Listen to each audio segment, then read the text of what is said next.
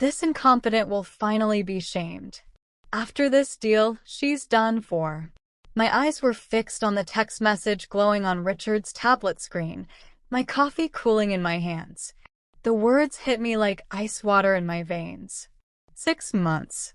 6 months of total dedication, soul, and every waking moment, invested in preparing for tomorrow's presentation meeting with the Aura Global Group. The deal that would make or break our consulting firm, Horizon Insights. My name is Nancy Taylor, and for the past 8 years, I'd been building something I thought was ours. Richard and I started this business together, working over 15 hours a day in our cramped apartment, surviving on instant noodles and pure determination. I was the strategist, the mind behind the proposals and presentations. He was the charmer, the face clients adored. At least, that's what I believed. The tablet lay there on the kitchen counter, forgotten after Richard rushed upstairs to take what he called an urgent client call. The screen lit up when I accidentally brushed against it while tidying up the dishes. What I saw made my stomach drop. The message had been sent to someone named C with a heart emoji next to the contact name. Camila, his assistant, the woman who had been working late with him too often in recent months. My hands trembled as I scrolled through their conversation. Months of messages, inside jokes, plans for after the divorce, detailed discussions about how they would sideline me from the business once the Aura Global deal closed. He'd been telling potential investors that I was just the back-office support, while he was the true brains behind the operation. The cruelest part? They were laughing at my dedication, at how I'd been working tirelessly on this presentation, staying up until 3 in the morning, perfecting every slide, rehearsing every talking point. And I, clueless about what was coming. Honey, you should see her bending over backwards, thinking this is her big moment. One message read. She has no idea that tomorrow is the day I finally get rid of the dead weight. Camila had replied with laughing emojis and a message that made my blood boil. Can't wait to celebrate afterwards. Just you and me running the show. I heard Richard's footsteps on the stairs. Quickly, I placed the tablet exactly where I'd found it and pretended to be loading the dishwasher. My mind was racing, but my face remained calm. 8 years of marriage to a manipulator had taught me to hide my emotions when needed. Everything okay down here? Richard asked, wrapping his arms around me from behind. His touch, which once brought comfort, now felt like a serpent coiling around my shoulders. Perfect, I said, leaning into him with a smile that could have won an Oscar. Just thinking about tomorrow. I'm so excited about our presentation. He squeezed me tighter. Our presentation. That's right, darling. We'll nail it together. Together. What a beautiful lie. The next morning arrived with deceptive normalcy. I woke at 6, as always, went through my yoga and meditation routine, and then headed to our home office for the final preparations. Richard was already there, looking fresh and confident in his navy blue suit. Big day, he said, not taking his eyes off his laptop. Feeling ready? More than ready, I replied, sitting at my desk. The presentation was loaded on both our computers, backup saved to the cloud. Every slide was perfect, every statistic verified, every argument foolproof. I had spent the last 6 months researching the Aura Global Group's weaknesses, their competitors, their growth projections. What Richard didn't know was that I had also spent the first few hours of the morning making some additional preparations. A quick call to my divorce lawyer, Lydia Garcia, whom I had worked with on several client cases. A discreet email to our accountant requesting copies of all company financial records. And most importantly, I set up a recording app on my phone. I'll make us some coffee, Richard announced around 9. The meeting was scheduled for 10:30 by a video conference. The Aura Global Group's leadership team would join with their legal counsel and 3 potential investors. I watched him move around our kitchen with the same self-assuredness as always. He was handsome, I'll admit, dark hair with a few distinguished graying temples, green eyes that could charm anyone, a smile that had convinced me to entrust him with my heart and my future. But that morning I saw him differently. The way he hummed as he worked. Was he truly happy about what he planned to do to me? He returned with 2 identical black mugs, the his and hers coffee mugs we'd bought on our honeymoon in Italy. The irony was not lost on me. "Here you go, darling," he said, placing my mug down with extra care. "Drink up. You'll need the energy." The coffee looked and smelled normal, but his smile was too sweet, too deliberate. I took a small sip and watched his face. That satisfaction, did I see it glint in his features? "Thank you," I said warmly. "You always take such good care of me." His phone vibrated. "Camila, no doubt. I need to hit the restroom quickly before we start," he said, already moving toward the hallway. "Can you pull up the presentation? I want everything ready to go." The moment he disappeared, I sprang into action. I switched our mugs with practical efficiency, placing his in front of my computer and mine in front of his. Then I returned to my chair, opened the presentation, and waited. When he returned, he sat down without even looking at the mug, took a generous gulp of what he thought was his untouched coffee, and smiled at me with perfectly oblivious satisfaction. The meeting was about to begin, and so was his downfall. Exactly at 10:30, our computer screen filled with faces. Bruce Morales, the CEO of Aura Global Group, appeared in the main window, a distinguished man in his 60s with sharp eyes that missed nothing. Beside him were Rachel Collins, his COO, and William Martin, his head of business development. 3 additional windows showed the potential investors Richard had been courting for months. "Good morning, everyone," Bruce said, his voice clear through our speakers. "We're looking forward to hearing what Horizon Insights has prepared for us today." Richard adjusted in his chair, his confident smile firmly in place. "Thank you for this opportunity, Bruce. Nancy and I have worked tirelessly to create something we believe will transform your operational efficiency." I noticed he emphasized Nancy and I, making sure to position himself as the leader. But as he reached for his coffee mug to take another sip, I noticed something else. A slight tremor in his hand. "Interesting." "Before we begin," I interjected smoothly, "I want to acknowledge what an honor this is. Aura Global Group's reputation for innovation precedes them, and we're thrilled to potentially partner with an organization that shares our commitment to excellence." The investors nodded in approval. This was exactly the kind of respect and professionalism they expected. Richard shot me a quick glance. Was it annoyance, or was the substance he'd intended for me already starting to affect him? "Shall we dive in?" Richard asked, clicking to the first slide. "Our analysis indicates." He paused, blinking hard. "Our analysis indicates that Aura Global Group faces 3 primary challenges in the current market landscape." His voice was still strong, but I noticed he spoke slower than usual. Bruce leaned forward slightly, his attention fully focused.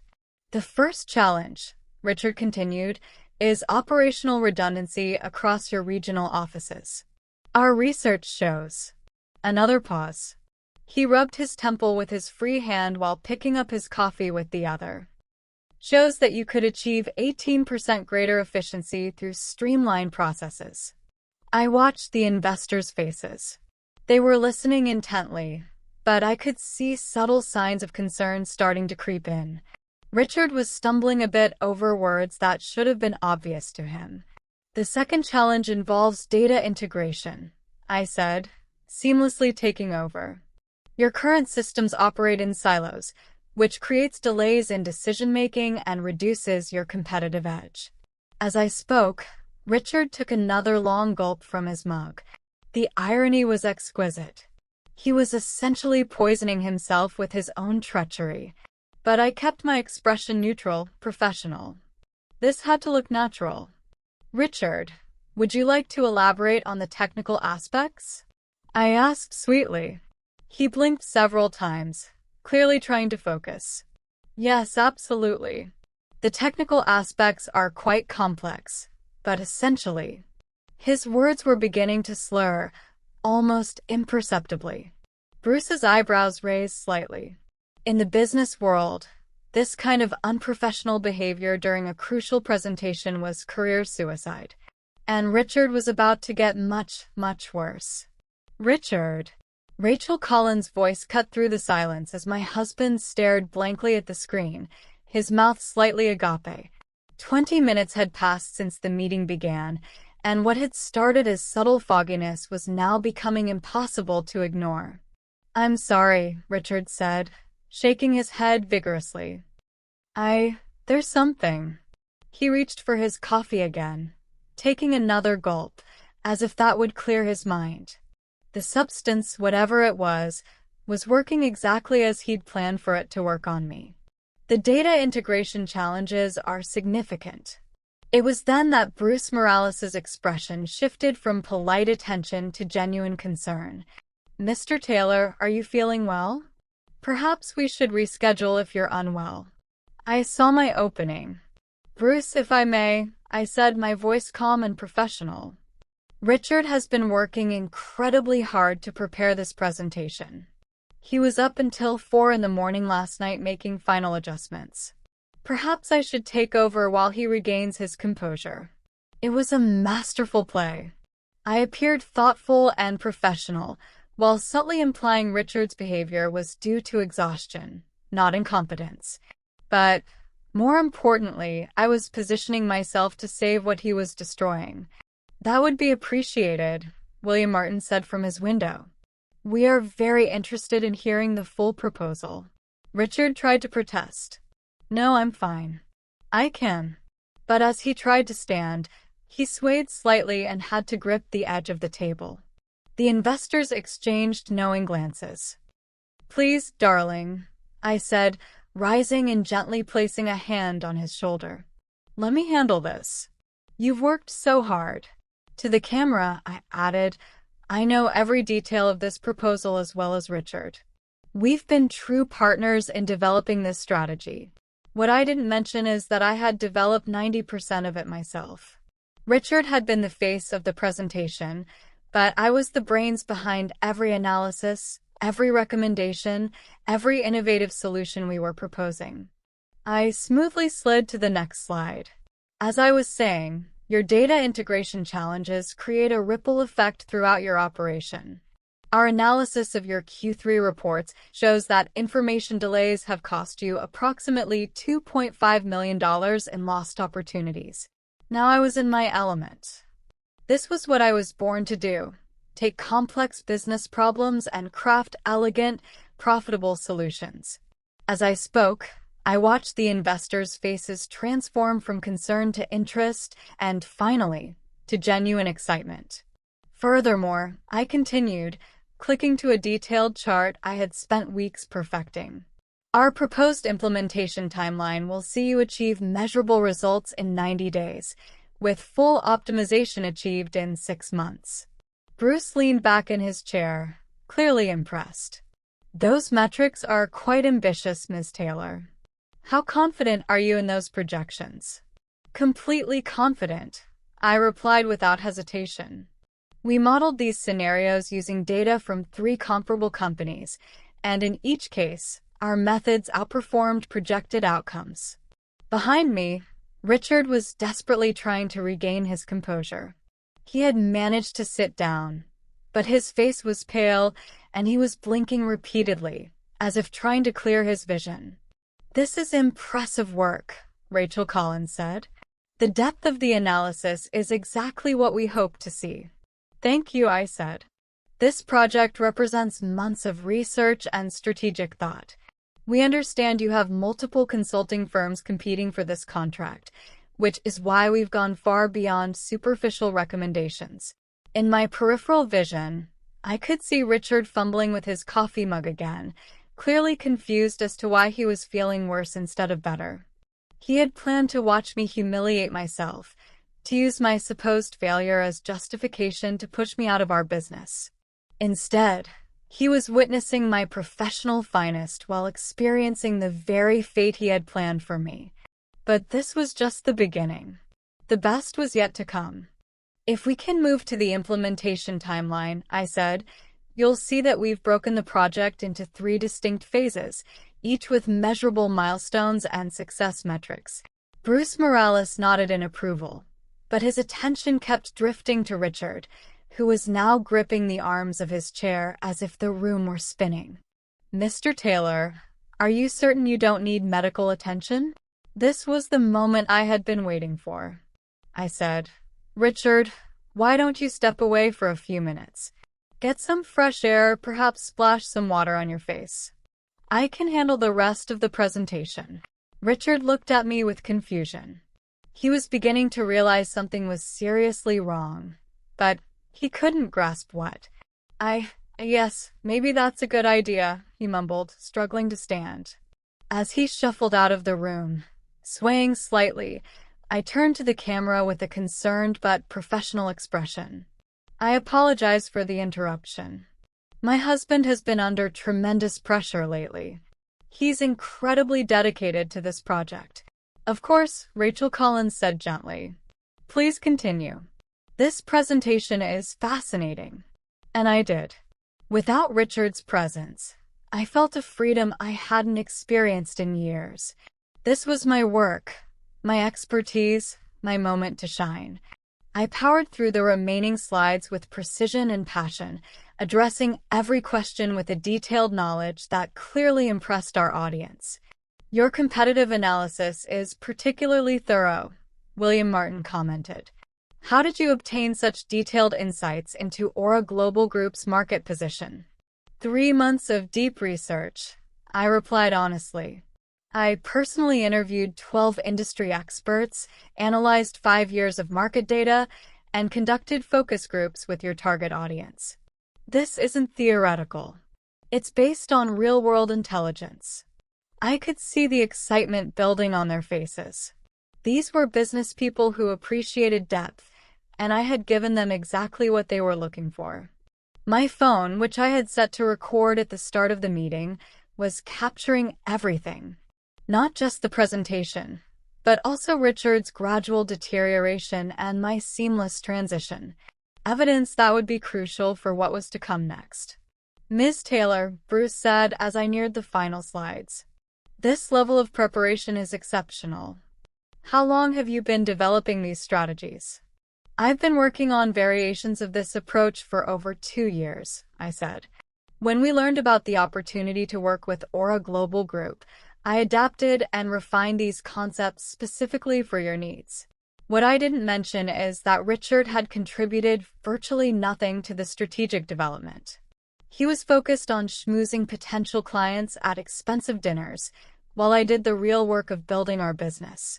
I was being careful with my language, subtly positioning myself as the primary resource rather than Richard, but I was doing it professionally, focusing on capability rather than making negative comments about my husband.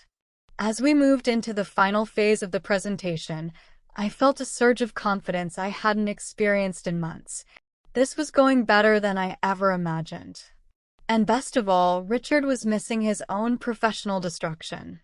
The presentation ended with enthusiastic responses from all participants.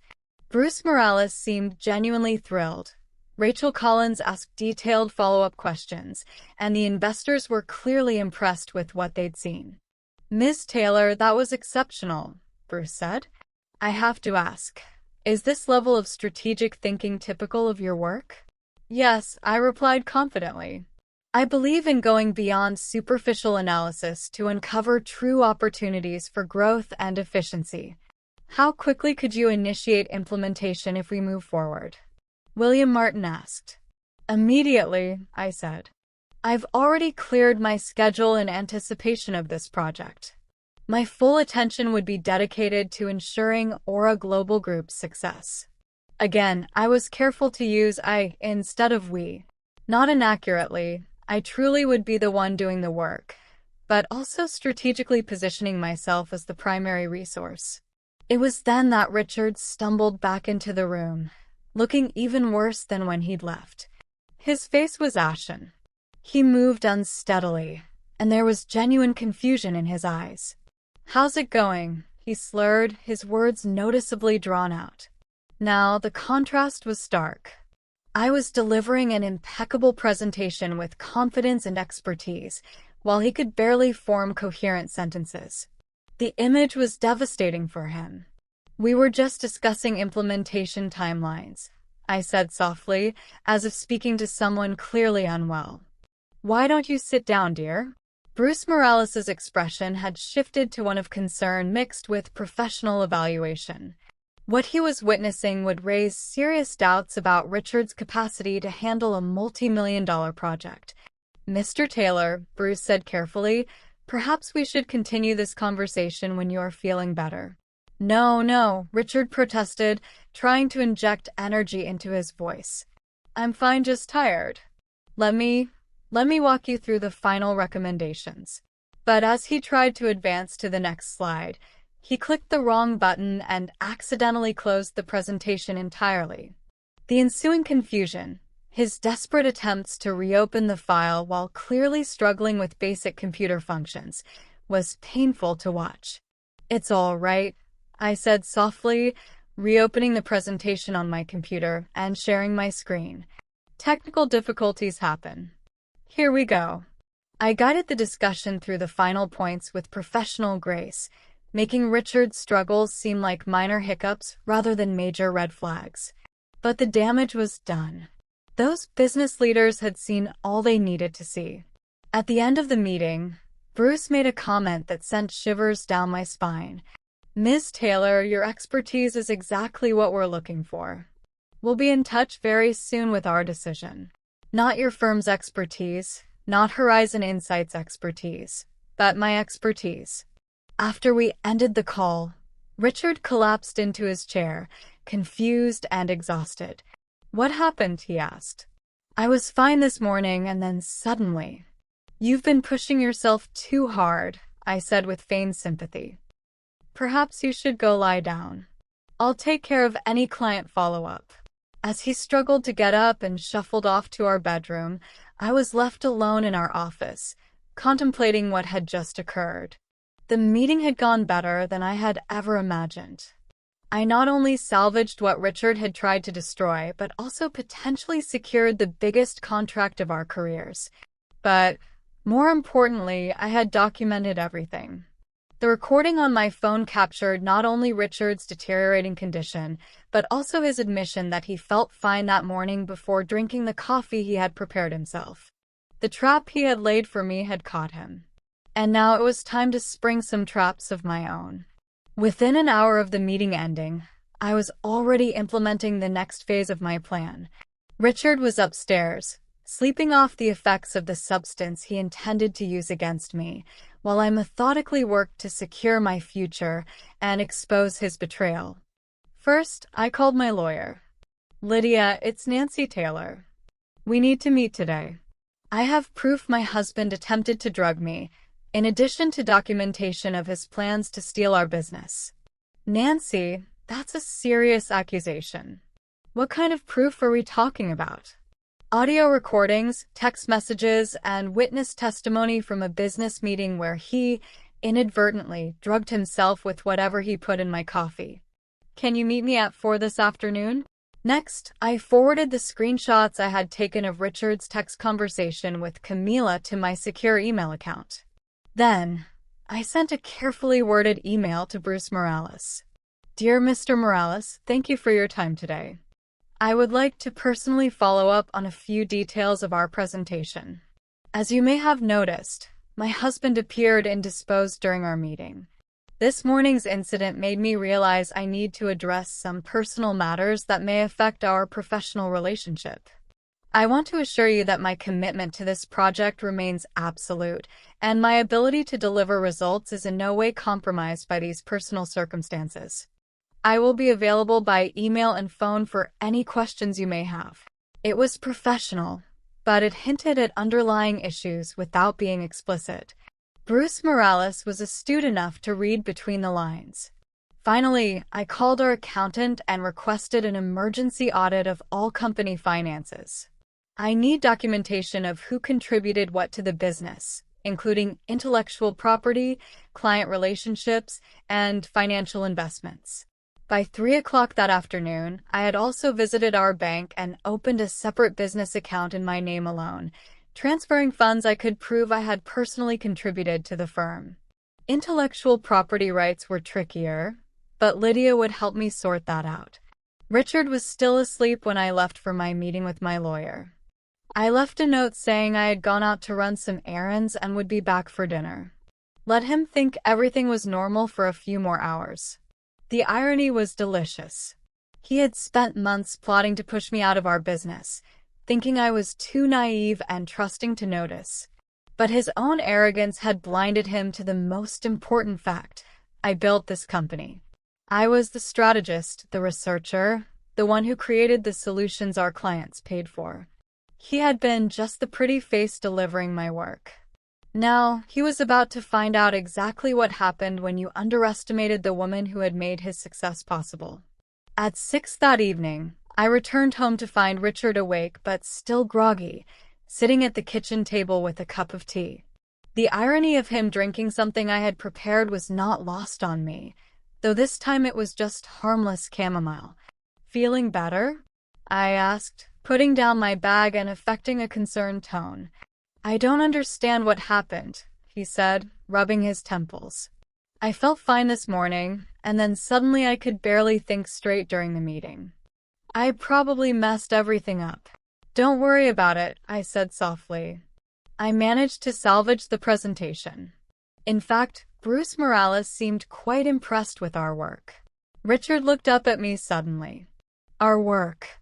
"Well, the strategic analysis we developed together," I said carefully. "Although I did most of the talking after you started feeling unwell." I watched his face as the implications sank in. If I had successfully concluded the presentation, then his plan to see me fail had completely backfired, but he couldn't figure out how or why he had been the one to fall apart. "Did they say anything about moving forward?" he asked. "Bruce said they'd be in touch soon with their decision." "I think we have a real chance." What I didn't mention was the email I had received from Bruce just an hour earlier. "Nancy, following today's presentation, I am confident you are exactly what Aura Global Group needs. Let's schedule a call for tomorrow to discuss terms. I was impressed not only with your strategic thinking, but also your professionalism under difficult circumstances. The contract was mine. The business was mine. And tomorrow Richard would find out just how completely his life was about to change."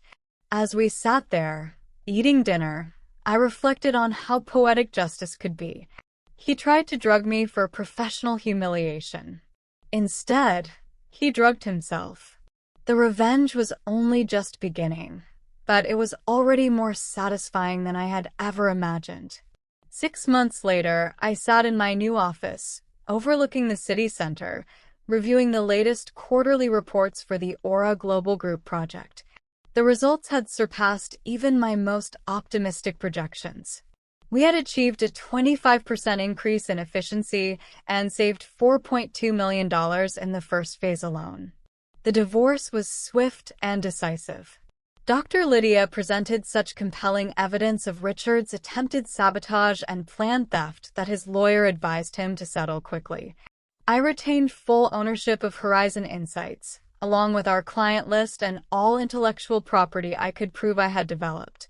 Richard tried to contest the settlement, claiming he had been drugged without his knowledge.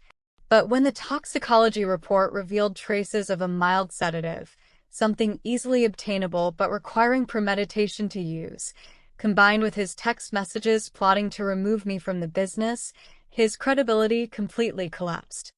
Camila was fired from her position the same week I forwarded her inappropriate communications with my husband to her professional licensing board. Her reputation was effectively ruined. I expanded the business by 35%, hired 3 brilliant analysts, and secured 2 additional major contracts, based solely on the success of the Aura Global project. The company Richard had planned to steal from me now thrived beyond our original dreams. And it was mine, all mine. Sometimes, late at night, as I review my work, I think back to that morning 6 months ago, how he handed me that coffee with such smug satisfaction, so sure he would watch me destroy myself. How he never imagined his own arrogance would be his undoing. The beauty of perfect revenge, I learned, wasn't in elaborate schemes or dramatic confrontations. It was in simply allowing someone's malice to consume them, while you stepped away and reclaimed the life they tried to steal. As I looked to the future, I couldn't help but smile at how perfectly things had turned in my favor. Thanks for listening to Nancy's story. Don't forget to leave your opinion in the comments below. We'd love to read it. If you enjoyed this story, please like and share to help us reach more people, and subscribe to the channel for more inspiring stories. Your support means a lot to us.